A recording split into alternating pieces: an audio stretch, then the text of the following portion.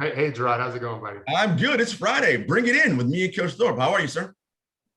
Yeah, I just was saying off air that I feel like we could talk for 5 hours today. There's so many things happening, have happened, and are about to happen. Yes. It's really a great time. If you're an NBA fan, a lot of drama, a lot of intrigue, right? A lot of mystery, a lot of questions.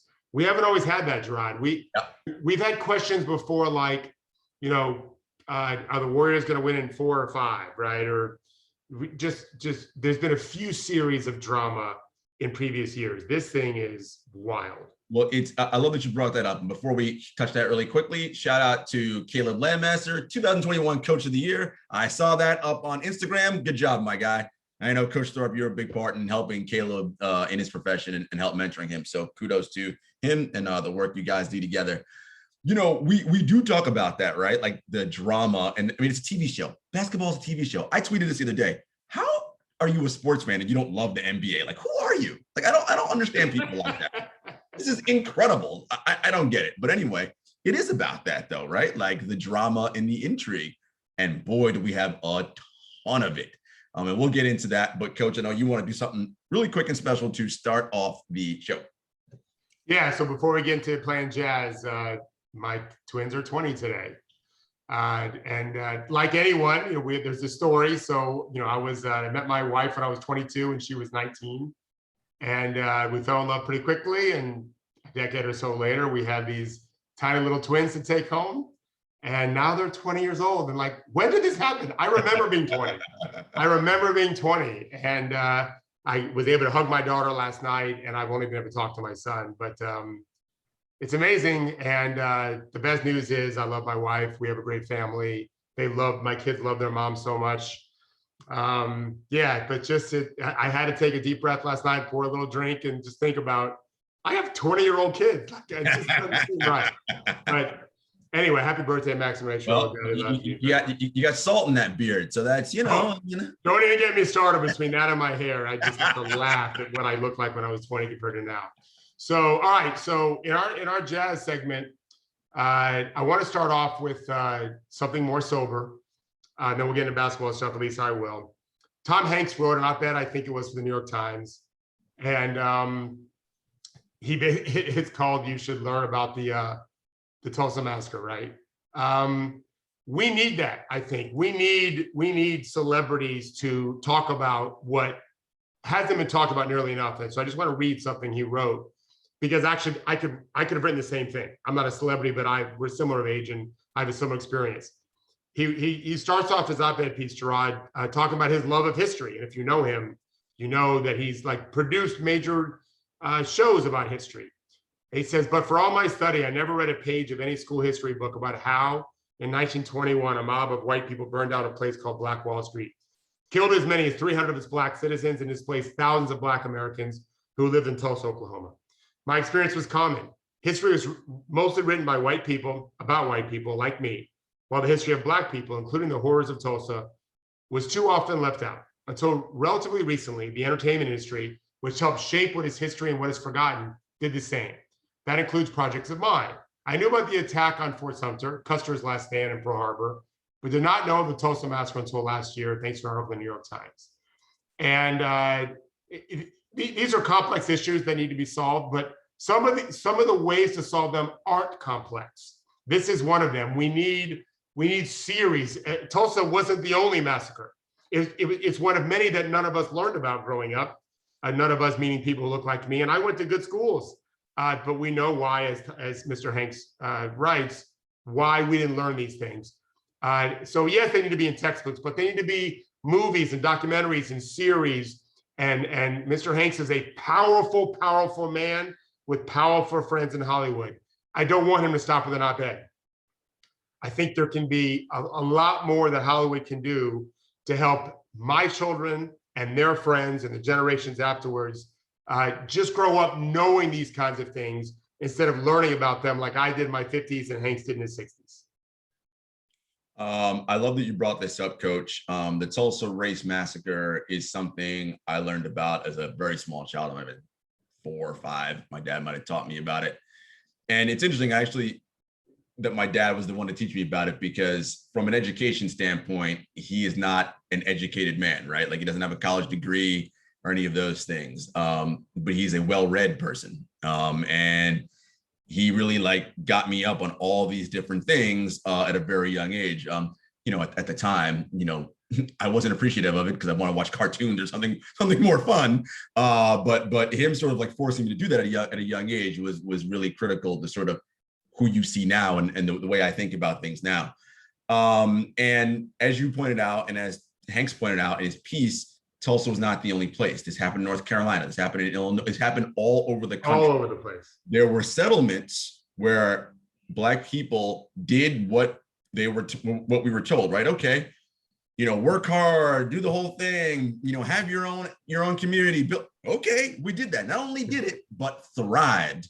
And that thriving was threatening. And because it was threatening, we got to get rid of these people and burn it down and tear down your entire place and kill you. And basically, governments, the local governments in the states and the federal government allow it to happen, right? So it's sanctioned by the powers that be. I shared this with you guys all over the past year. Victor Luckerson is writing a book on the Tulsa Race Massacre, and he has a Substack newsletter called Run It Back. If you guys are unfamiliar with it, definitely get that. It'll give you all the nitty-gritty details about what went on in Tulsa and just that horrendous act. Again, that was really happening all over the country. Anytime there was any semblance of Black success and Black excellence by white power structure. All right, to a more sobering or less sobering thought, I should say, something a little more uplifting. Basketball. So the Heat, as we know, got swept by the Milwaukee Bucks, and Pat Riley had his exit interview of sorts with the media, and he talked about the Bucks needing, or the Heat needing about a month off before we get back into the gym and get back working on things. And I was talking to Coach about this offline. I'm like, a month off? These dudes need like 6 months off. A year. I don't think anybody on the Heat should be playing any Olympic basketball, none of that stuff this summer. Like all 4 teams that were in the conference, the Final Four last year, Celtics, Lakers, Heat, Nuggets are the only ones that advanced to the next round. Those teams are white. They had barely any time to recover. And we know from all the work that we read, all of our smart people, our smart doctor friends, Marcus Elliott, people like that, these guys need time to heal. And this season, where they literally played back-to-backs and every other night, 5 games in 7, and just the grind of competing in that, as Coach always says, that super aggressive, hyper-competitive environment, you got to need a break from that to turn off and like rest your mentals and your physical. So I'm really hoping that the Heat, really take that into account. And looking larger picture, this is going to be the competitive advantage, I think, Coach, going forward. The teams that really understand, okay, we've got to really prioritize. Yes, we want to be physically tough and all those things and be in the best condition. How do we, within the confines of what this system is, make sure that we are getting adequate rest so that we are at our best when it matters the most, which is the latest part of the season? Yeah. I would just say this. I always ask my players in pre-pandemic years, 2 weeks off. You got 14 days. They never said more than 10. They are addicted to the game. Yes. It'll be interesting. I think your point is great. I don't think they're going to take months off. And I know you're being a little bit funny about it, but because they're going to be playing soon enough. Like they're going to be back in training camp in September. But I just think that it's going to be more than 10 days for a lot of these guys. All they've gone through. It's been incredible. So Dallas has a chance to knock the Clippers out tonight, Jarod. As you know, Luka Doncic, I would argue, has been the league MVP for the postseason. There's a number of candidates, but I think he's been the best player in certainly when you look at pulling off an upset, right? Beating a higher seed. He's 15 of 35 from the free throw line. So just let that sink in. That's Dwight Howard, Wilt Chamberlain, Shaq. You don't want to be with those names in this particular statistic. He's 73, 74% from the line, I think, during the season. It's an issue. So far, he's averaging 7 free throws a game. I think it's exactly 7 a game. You don't want him to stop driving because he's afraid to get fouled. I've not seen evidence of that yet, but it's certainly something that people are going to think about. Like defenses are going to start game planning for that. They can get by the Clippers. It doesn't mean they will. They can, obviously, tonight or game 7 even. They certainly can beat LA on the road. They've done it 3 times already. But their next opponent, pretty fucking good defensive team. And they're smart. The Jazz can put them in situations that the Clippers have not been able to do. And if it means they also can foul them sometimes and not give up 1.2 points per possession, but instead of just 1 per 2, they'll do it. And I think we got to watch it. Now, if he goes 6 for 6 tonight, or 8 for 8, or 7 for 9, I think it was 2 for 3 last game. So you feel better about that, but only 3 gets you a little bit worried. So, but he was making a bunch of step back shots, so it didn't matter so much. But we just have to keep an eye on that, Yep. I love that Henry said an F for keeping everyone strong and healthy this year. Everyone. Very true. No, I'm with you, Coach. And the thing about the Jazz, and we'll talk about them, I'm sure, later, that, I love my Grizzlies, and we'll talk about them later too. The one word that comes to me when I watch the Jazz, disciplined. Like on both ends of the floor, I'm like, they know what they want to get into. And I'm like, that's how you beat teams, is by being disciplined. And they're pretty good at that. All right, Judy, pull up the next thing. I love sort of the visual graphics sometimes of seeing how good a player is. Like, yes, I know what my eyes see when I watch, but this is ProFit FX, and this is the shot chart for Michael Porter Jr. And I was like, man, this dude's got hot zones all over the place. It's like looking at a Steph Curry shot chart, man. It's like, is there an area? It's like, okay, this one little area over here. It's like, yeah, this is probably where you want him to shoot. And I can't see it either. Judy, I don't know if the picture didn't come up well or something. Well, we can describe it though. Just imagine a gigantic bonfire. Yes. Essentially. Right?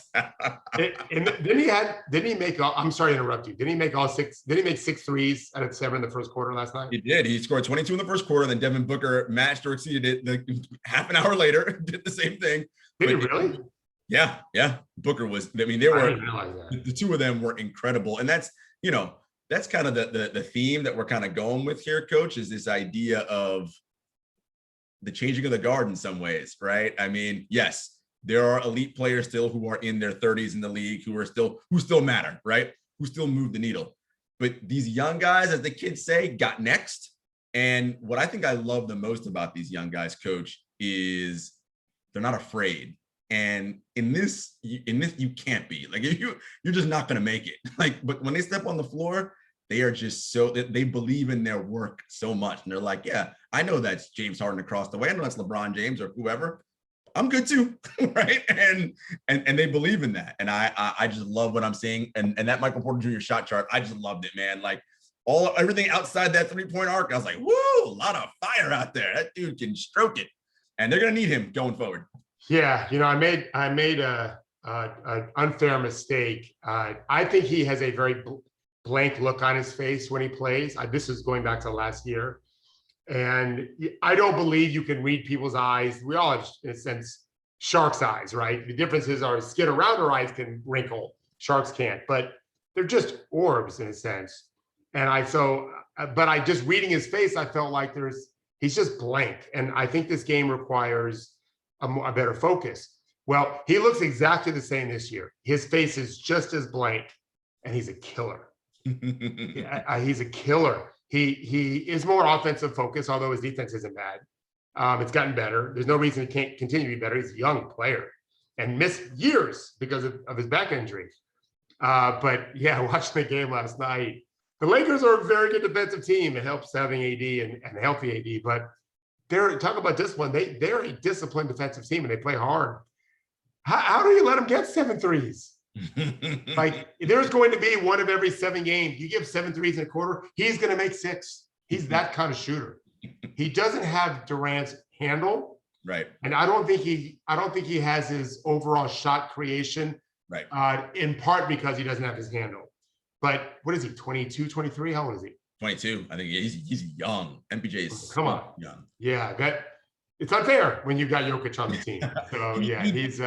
In terms of body language, though, he does get down on himself at times. You can see that, and that's a lot of with young players, right? If he misses a switch or something, and you can see it sometimes for sure. I like that though. I don't want to belabor this point because we have a lot to talk about, but I think it's relevant. Cameron Payne while the game was still a game. And I say that meaning it was like 15-point lead. But at one point, the Suns led by 30.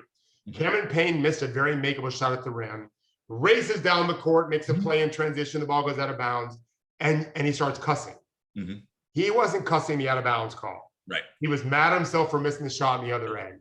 I love that. I just love caring like that, you know? So, all right. So for my third one, I'm just picking up where you just were left off with MPJ and changing the guard, so to speak. We just saw Trae Young destroy the Knicks, Donovan Mitchell destroy the Grizzlies, and Devin Booker destroy the Lakers. And so Judy's playing just one. We could spend 3 hours looking at their highlights in just the playoffs. All three of these guys. In this one, we're looking at Booker, a step back three over AD in last night's game. Like that is not easy to do. Watch Donovan Mitchell here. This is Dwayne Wade, Jarod. I watched every Dwayne Wade bucket at this age. Just change of speed, beat everyone to the rim. It looks so easy, but it's not. Most guys don't do that. So just to follow up your thought of changing the guard, we still have some of the quote unquote guard around. Right? We've got iconic players still alive. And then we've got big guys like Jokic who are amazing, and Embiid who's amazing if he's able to play. But these three dudes, I didn't even mention John Morant, right? There are a bunch of really young, a very talented under 25 superstars in the making that are so skilled and or athletic and or explosive and competitive. Like Devin Booker, I'll finish with this. I only can guess this. I can't say for sure, but he made I think he made a big three. The game was over. He just made it even more over by hitting it. It gave him 45 or whatever. And he started doing that little shoulder, like get the fuck off me. It may have been his shoulder itched or twitched or whatever. But I got the impression he was saying the Lakers, like, fuck off. Like, I'm the man in this series. And he was. It wasn't LeBron. LeBron is hobbled. He's older. He missed more layups than we've ever seen him miss. He looked like an old man. Devin Booker was like, fuck all y'all. It's my series. It was. And Donovan and Trae, we saw what Trae did in Madison Square Garden. He hit that last three and bowed. To the crowd. Did you hear why he did it? Oh yeah, there's a lot of shows around here. That's what they do when the shows are over. You bow. I just thought that was the best thing of all, is that he had thought about it. He's like, I'm just wondering in pregame, was he thinking, if I fucking hit the killer shot, I'm taking a bow like the Broadway actors do. It was perfect because the Garden crowd was giving their team, the Knicks, a standing ovation for, for just the season they had. Because again, they won 22 games and they won 40 something. Like they had a great season. Yeah. And Trae hits that 32-footer and it's like, oh, thank you very much. And I do want to add this one other thing. As I said to you before, 2 weeks in a row, love the city of New York. Couldn't love it anymore, whatever. But like nobody gives a fuck about Knicks fans. I don't care the Knicks are out. Madison Square Garden is a cool place with lots of great games, and 90% of the NBA players have no clue who Dave DeBusschere is, okay? Correct. No idea who any of these guys are. The crowd doesn't mean a damn thing. Fans are fans. Loud is loud, I get that. But because they're from New York means nothing. And don't tell me that they're smarter. I've been in Madison Square Garden. I've sat with billionaires in the Morgan Stanley suite, okay? And the questions they were asking me told me, these guys don't know shit about basketball. They just want to sound smart. I had a group of them around me. It was like the Billion Show. Henry knows I told him the story. They didn't know a damn thing, but they want to sound smart when they talk to their friends. There's some knowledgeable fans there. There's knowledgeable fans everywhere, all right? Of course. The Hawks didn't care about where they were, they just beat the team they were supposed to beat. That's the way the game's supposed to be played. Well, that's the thing about like fandom, right? And the chat's hilarious right now because you're trashing the Knicks. I'm going to give the Knicks some love. Like it's narrative and stories, right? That's what makes fans who they are, and that's how we remember things.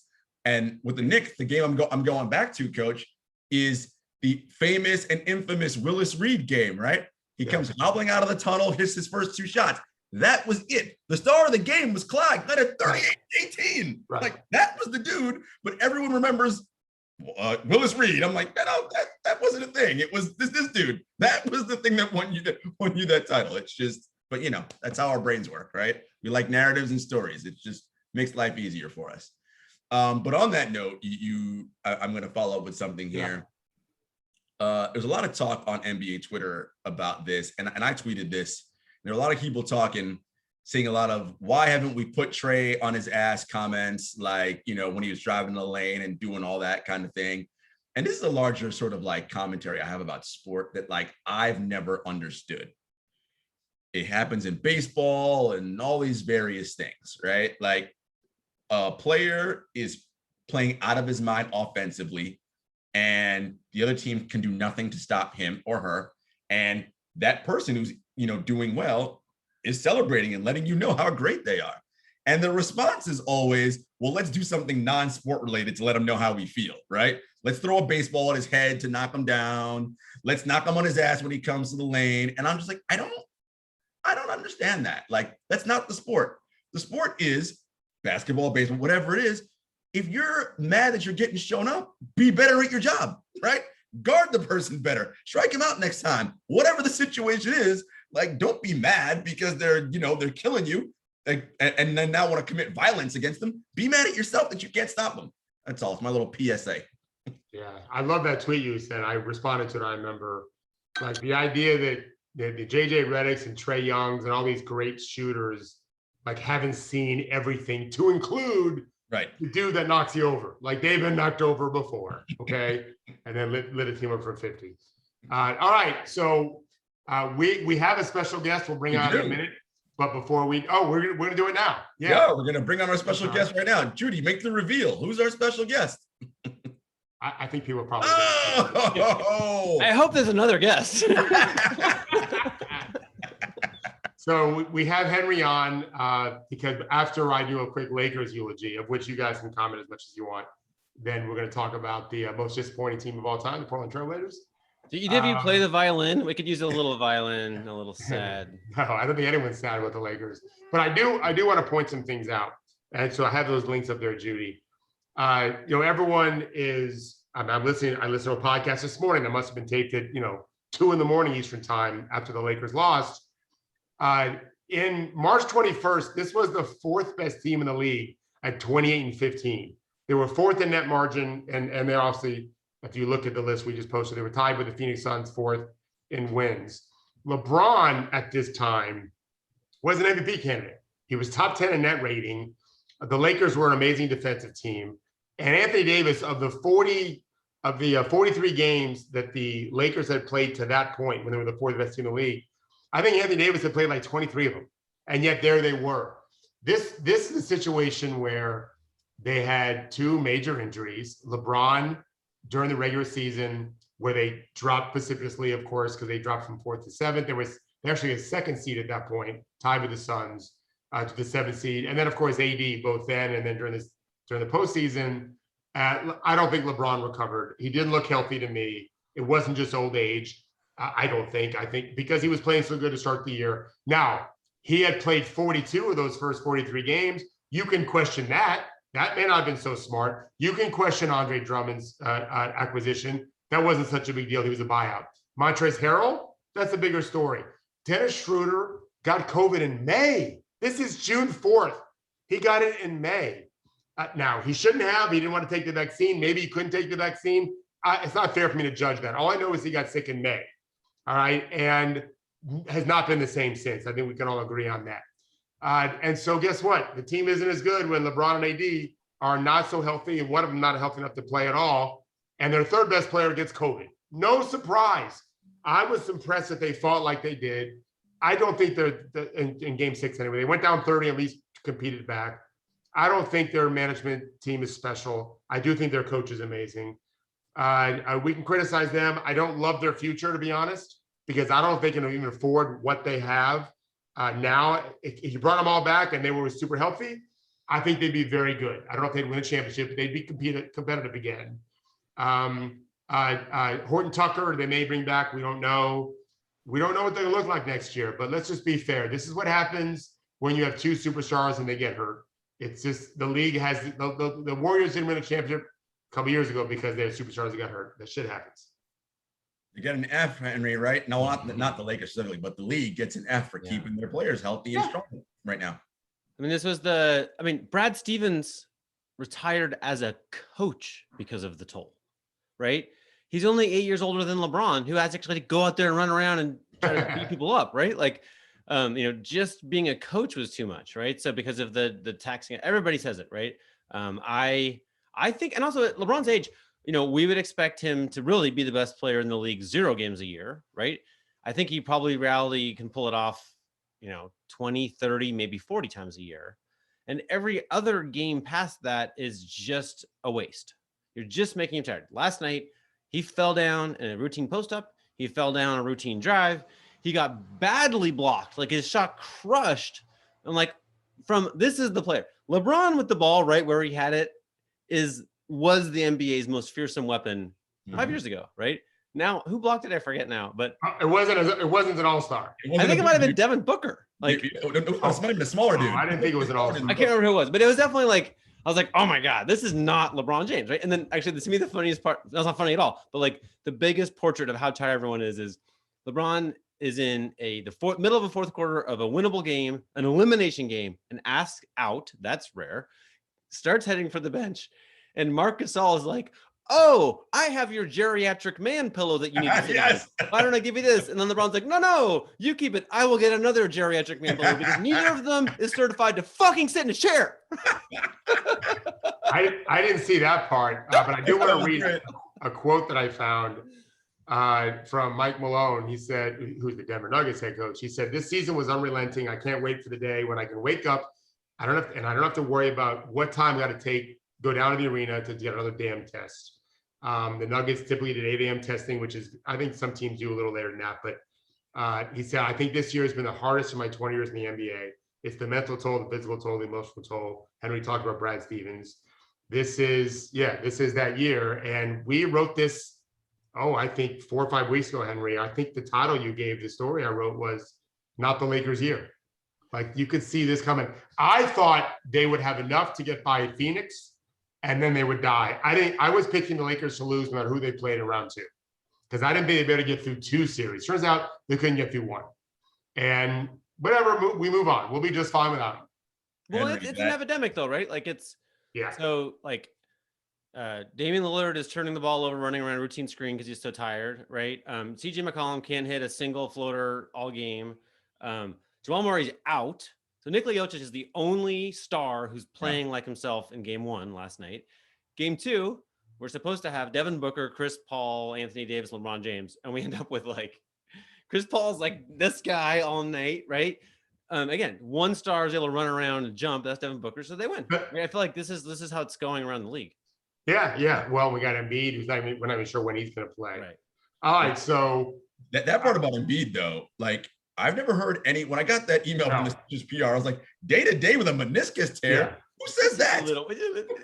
I didn't call my brother Mike. I should have, who's a radiologist who deals with pro athletes every day.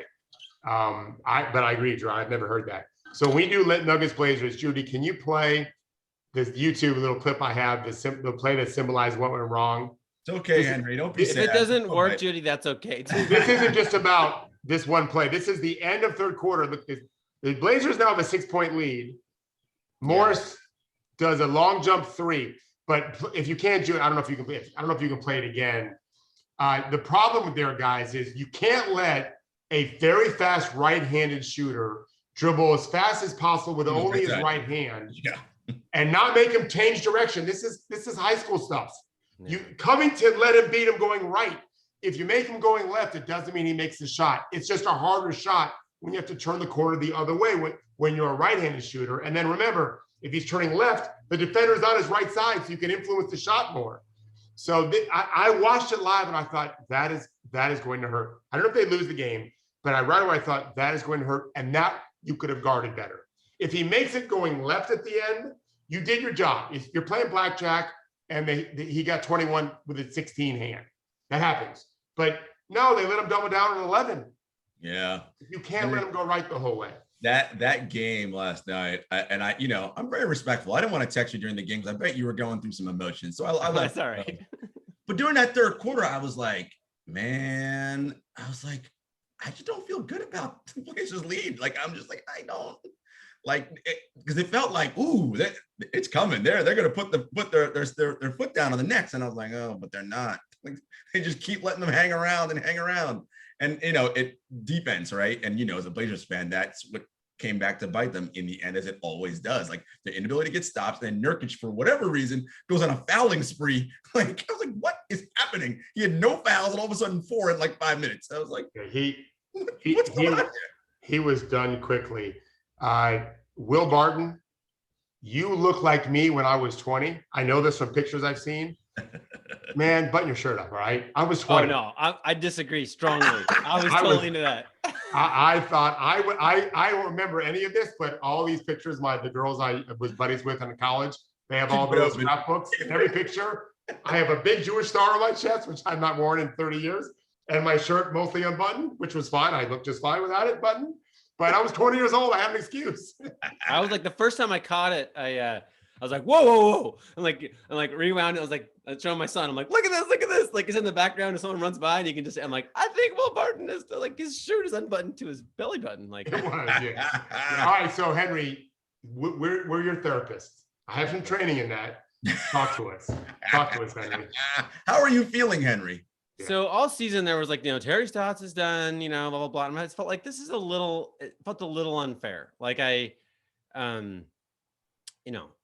the team is playing badly, so they fire the coach. But like, then just in the last week, I heard from someone who's like who's very plugged in on the team, who basically was like, there was not 1 second of this season when 5 players were executing a play together at either end of the court.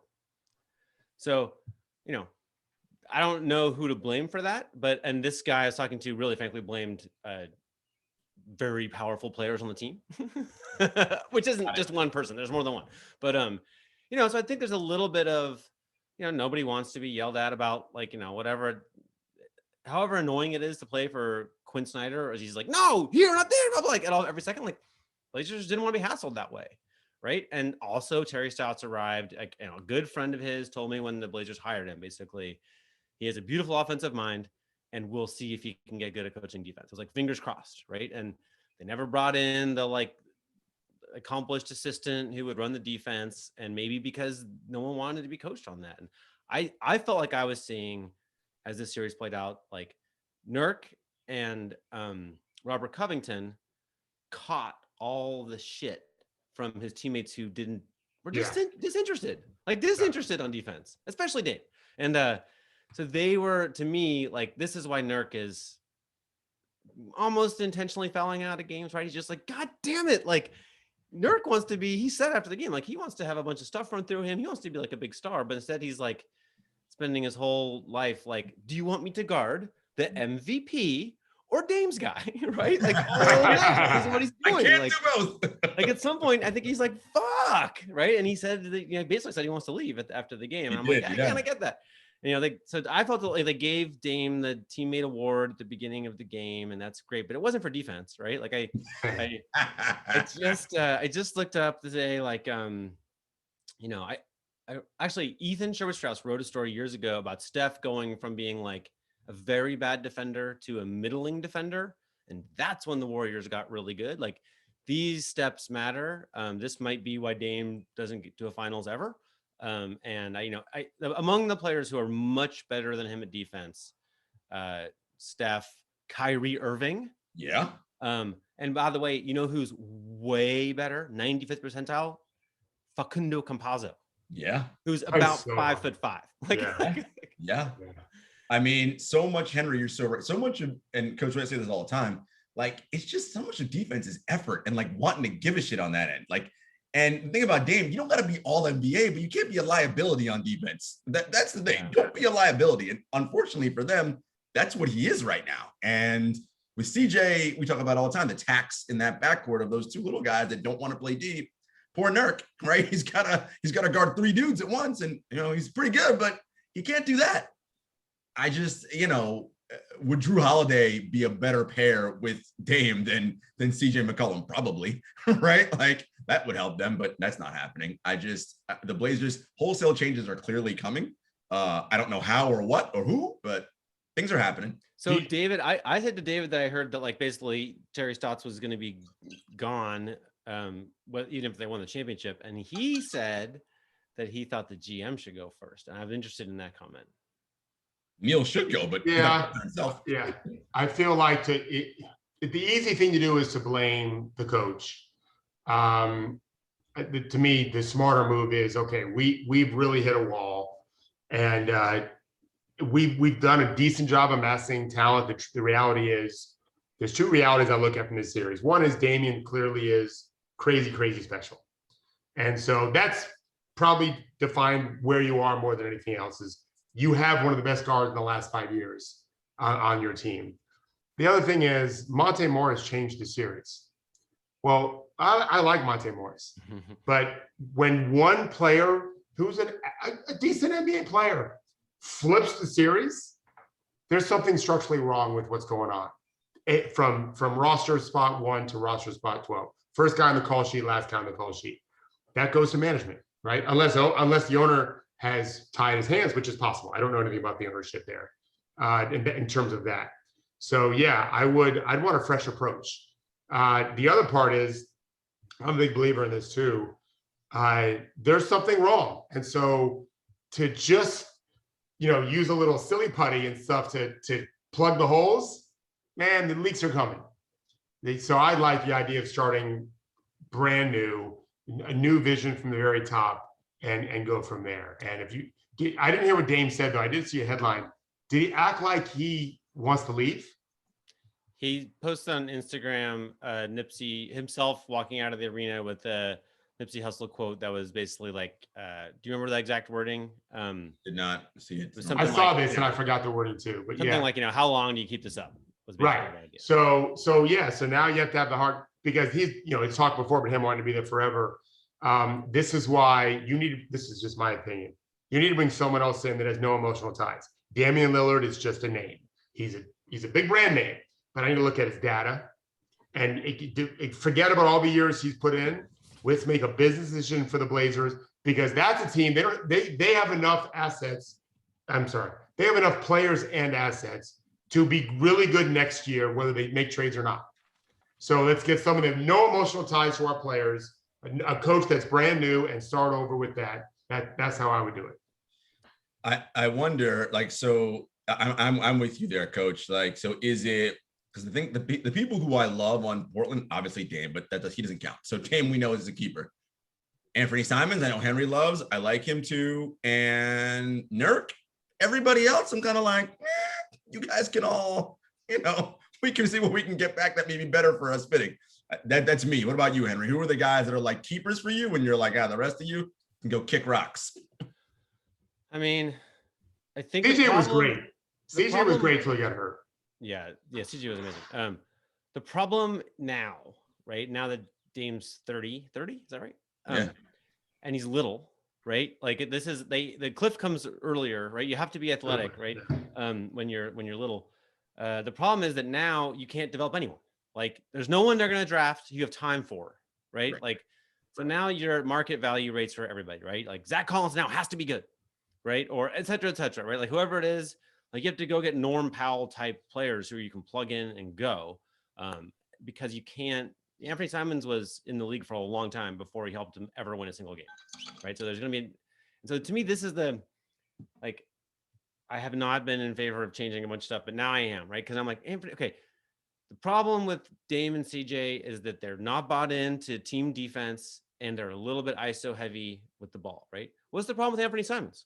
Oh, exactly the fucking same thing. What's the problem with Kevon Durant? Oh, exactly the fucking same thing, right? Like that is not something that you want as your model, right? And so this is what they're the Warriors without the Cuisinart, right? Like I think Nurk would like to be Draymond Green, but they don't do that, right? They don't do that stuff, right? So to me, I'm like, we gotta get Cuisinart. Maybe this is like a Vitamix. Maybe it's gonna be a little different, right? But Vitamix. It needs to be something with a motor and a blade. Do you think there is an appetite in Portland? First of all, they're all going to be terribly sad if they have to trade Dame. But yeah, think about it though. If you could get Dame, but I'm just going to play a game. Get him to Miami, and you're going to have to sign Duncan Robinson, but you can get Tyler Hero, you can get Precious Achua, their pick this year. I don't think that's enough. No. He's like, no. Right? No, I agree. Henry, I'm with you. I don't think it's enough. Not that, So- but if there's like a, if there's a 23-year-old all-star type player, then absolutely, right? Probably, honestly, at any position, right? I think, I think the problem is the clock. Yeah. Right. The problem, you just have to, like, I don't think that Dame's the kind of player you can get equal value for. But No. if you were going to, it would be someone who's just a decade younger. But you're not going to find that. So to me, my point is, you don't trade them.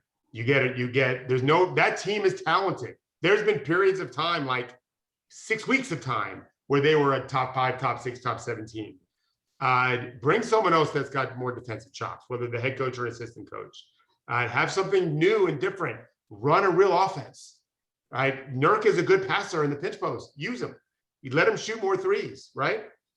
Get a better. I like Enes Kanter and his Kanter. He's not enough. He has a little niche that's interesting, but it doesn't help you win games enough for them. So I like the idea of retooling. CJ's the guy that I think they can move. Yeah. And get a better pairing for maybe an inferior player to CJ, but a better matchup next to Dame. Well, that's why I was saying Dame and Nurk are the guys I keep. I hear your point, Henry, about Simons. CJ's that's the value. That's the one you can get back something. Yeah, he may be a lesser offensive player by counting numbers, whoever you get back in return. But I bet you can find someone, to your point, coach, who's a much better defender, who can hit open threes, who can do, and who's bigger, right? Who's probably 6'5", 6'6", 6'7", who would just be a better fit next to Dame. I think that guy is out there somewhere. You can do that and get some picks and, do some stuff. Devin just recommended Beal from McCollum straight up. I suggested that 2 years ago. Yeah. 2 years ago would have been better. I said Bradley doesn't play defense either. So but he would if they were on a contender. Bradley can really guard. There was just no reason to, on that team anyway. Chris Paul is opting out of his $44 million deal, they think. Because I think he's going to get 3 years and from whom? 60 and 70 from Phoenix. Probably, I think so. Yeah, I'm sure. What do you think? Sure what do you right. think, Henry? I think someone's going to sign him to a 3-year deal for that amount of money. Oh, there's always someone. The greener fool theory always works. But to just the final note on the Blazers is your point on Dame being 30. We're seeing Kyle Lowry, Steph Curry, Chris Paul, like the AAU high school lack of intelligence culture that runs those businesses, and we run our athletes into the ground when they're young. The alternative to that is much better sports science year round for many of these guys starting in college. And so maybe that means, well, we won't know yet for another few years. Will we start seeing, especially guys like Dame that have always had trainers and whatever, maybe his, he's got 5-6 years left. I mean, Chris Paul was good last night. He wasn't totally healthy, but he was good when they needed him, especially. I wouldn't quit on Dame. But you have to really sell him. He's upset. He might feel much better today, but he better love what you're going to bring with him, right? He does want to do this again. Yeah, well, he's got to buy into it. To Henry, to your point, he better buy into it. It feels a little bit like the ISOs on the one end and the not being yelled at on the other end is like a drug, right? These are alcoholics, right? And this has been a much easier way to play basketball that doesn't win championships. And like, I don't know if this alcoholic has hit rock bottom, like if it's time to get yelled at by some, and I don't like, I'm generally a huge fan of player empowerment, and I'd most people who would yell at Dame are dumber than Dame, right? I get that, but if you're wondering how you can become a real championship contender out of what they are now, well, they're 29th in defense and 30th in assists. Like, we probably have to address those things. Well, Spoelstra did this with LeBron. Like, we know there's been articles about this where LeBron just said, dude, I just won 2 MVPs playing this way. And he's like, aha, not championships, right? I was doing my old Jewish guy. Not championships. Like, no, we have to play differently if you want to win a championship. Yeah. And I think LeBron has pivoted from those old, Damian isn't 25. He is 30. He needs to be more judicious about some of the things he does. I just know this. He's just an incredible player and has 0 finals appearances, and Steph Curry has 5. Yeah, that story of, Steve Kerr with the charcuterie board and how he's going to take this thing from Phil Jackson and this thing from Mike D'Antoni and, mix up this thing. Like, that is when Steph Curry mattered, right? I hope Dame gets that, right? I hope there's a Yeah. charcuterie board for Dame. Who is going to be the charcuterie chef that comes over and says, okay, Portland, this is what we need? Who All is right, that? Who would you hire, David? Oh, I mean, first of all, I would hire a GM. It wouldn't be me. I don't want a GM job. I would hire a GM, and I would have that person or president sit down with Dame. And I think Dame has earned the privilege of having real say, not necessarily into who is hired, because he can always make a trade, and therefore he has no ownership, but in what is missing. Like, what has been missing from our current management, which has done fine. They've just not done great. Where are we going wrong? And then the owner has to do his own due diligence of who really gets it big picture wise, because we do have to have a change of culture defensively, sharing the ball like you just talked about. It isn't Damian's show. He is replaceable because he could leave on his own. So we have to be ready for that day anyway. So let's build something that can last, whether Dame's with us or not. And it might be some young guy we've never heard of before, or it might be someone that's been around an assistant somewhere. But I think Dame deserves, I think he's earned the privilege of saying what it is on his mind, whatever that is. I would want his opinion.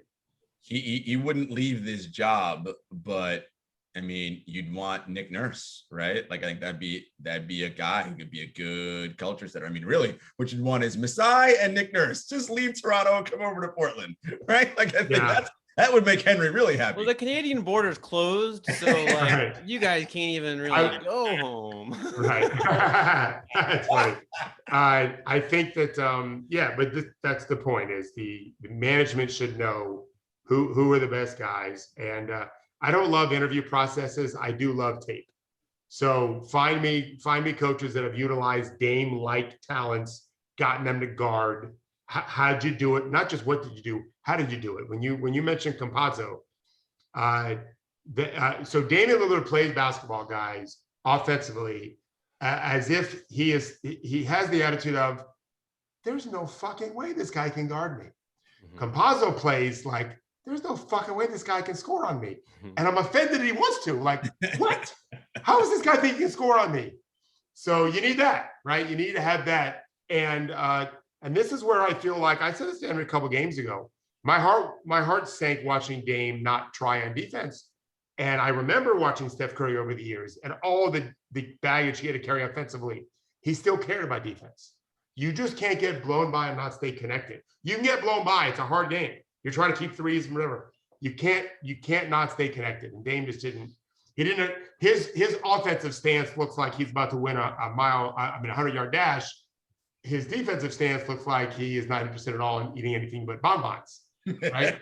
like whatever. Let's just get over this so I can have the ball again. That's got to change, right? All right, we got some series to talk about. Woo! Bucks Nets is as good as he gets. It's going to be a barn burner.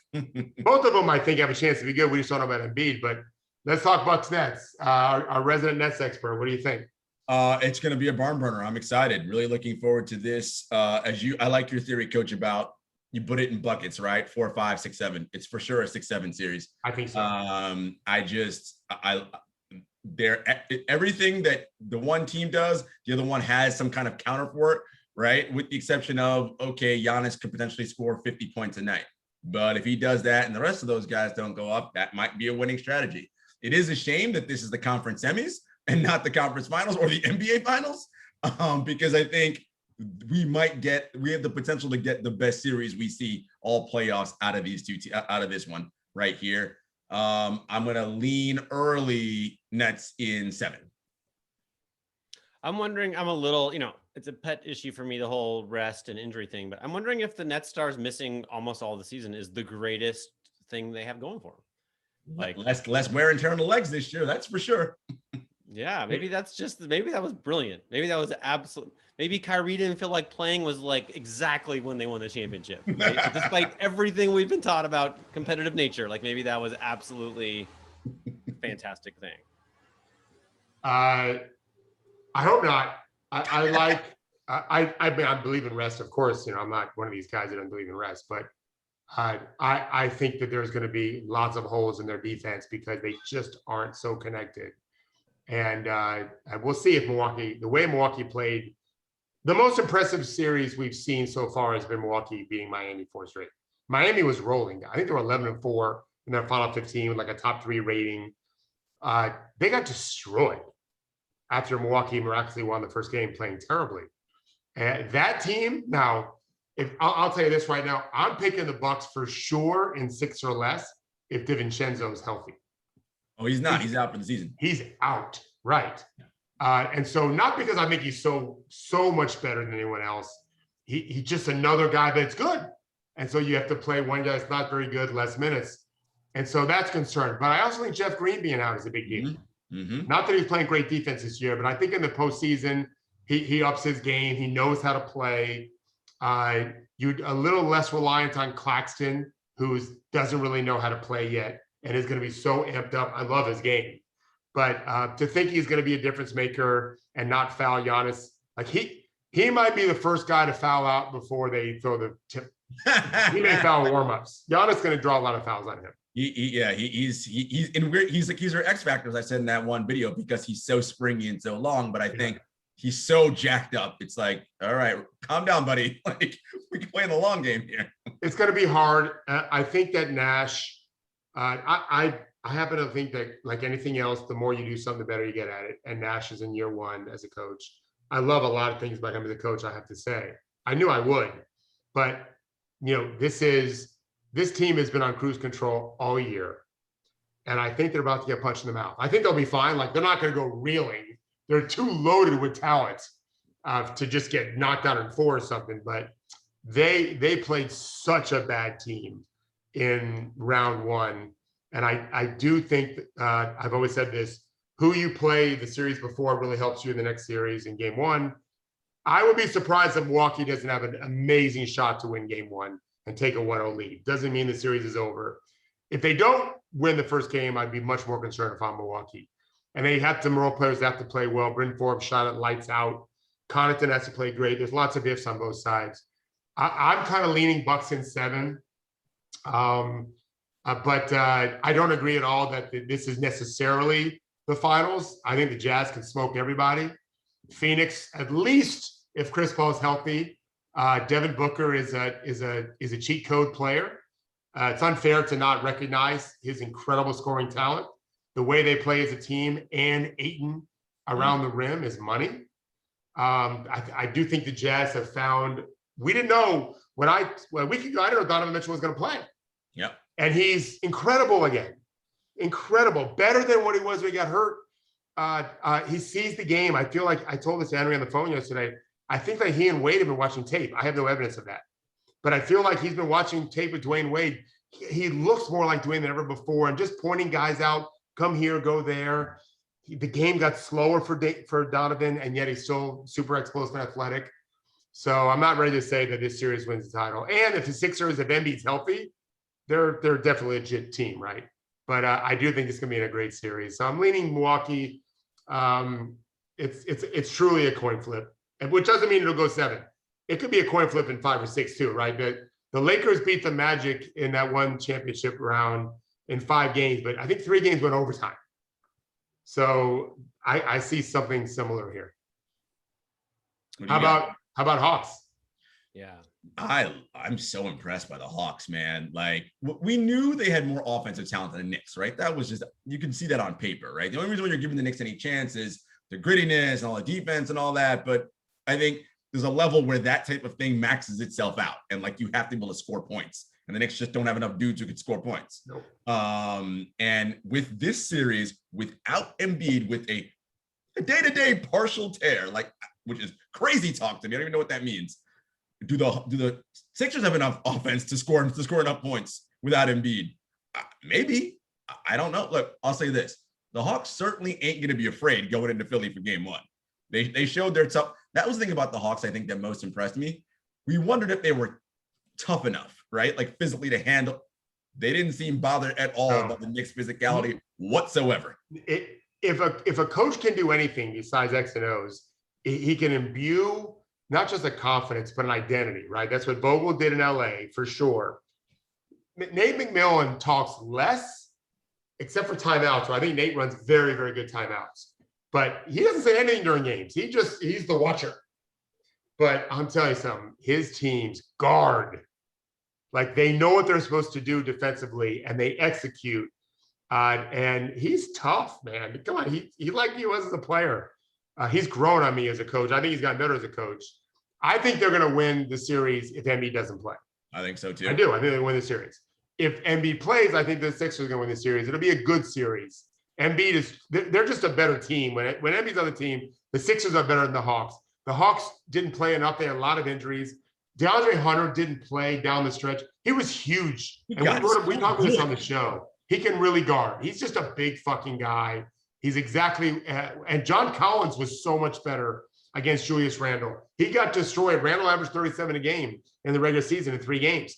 A lot of it was on John Collins. But I watched these series. Collins guarded, right? And then Hunter guarded those guys. And they'll do the same thing against Philly, but Philly's got those guys too, right? Philly's got Tobias and Tabule. And then when you throw in Embiid inside, it's going to be too much. But if he's hurt, I think the Hawks are going to win. Yeah. Hey, but I will personally guarantee that what we'll get is we'll get the version of Embiid that the Lakers had of Anthony Davis, right? Like, there's no way he's just going to sit out the series when his injury report says day to day. 0. So what he's gonna do is he's gonna be a 2021 NBA playoff star. He's gonna go out there and give it a go and hobble around and then be out for a game and then come back for half a game and that's a hard to predict series. Exactly. To be fair, the last time they said day to day with him, he didn't play another game the rest of the season. Oh, really? Yeah. No, I don't think it was a meniscus tear. I'm not arguing with you, Henry. Yeah. I actually agree with you. I do think he's going to play in some games. It's hard to guess how he's going to play, how many minutes he'll play.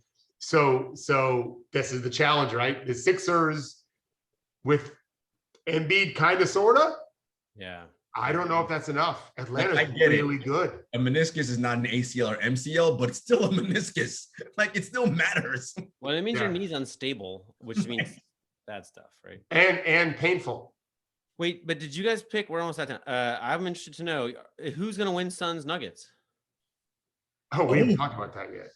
Oh, I think Phoenix is the better team. I think Monte Morris played great, but I think Phoenix is the better team. And I wonder too if the Nuggets are just one. I mean, because they've had some injuries, they've had some other guys that are fresher. Aaron Gordon didn't play in the postseason last year. He's going to be fresh and athletic. He's not great, but I think Phoenix still has a lot more to give, and I just think they're the better team. How are you, Jarod? I like Phoenix as well, and I think Jokic is the only Final Four star from last year still playing. Well, at some point, I think the tiredness is going to catch up to him too, right? Like, at some point, he's going to feel it, and this might be the series where he feels it. Yeah. How about you, Henry? What do you think? I think I would pick the Suns. I mean, I don't know how Chris Paul's shoulder is going to be. I wish that Embiid right now will do it. I wish Chris Paul should just take the week, right? Get some real healing and then come back. Like, instead of like this half a game here, half a game there, seems exactly wrong to me. But assuming Chris Paul will be healed enough. And they don't play for, was it Tuesday? Tuesday they start. The Mike Conley hamstring issue. He'll have 6 days. And I would not be surprised if he sits out game 1. They've done this before, and that'll give him like 8 or 9 days rest. And then he's probably going to be okay.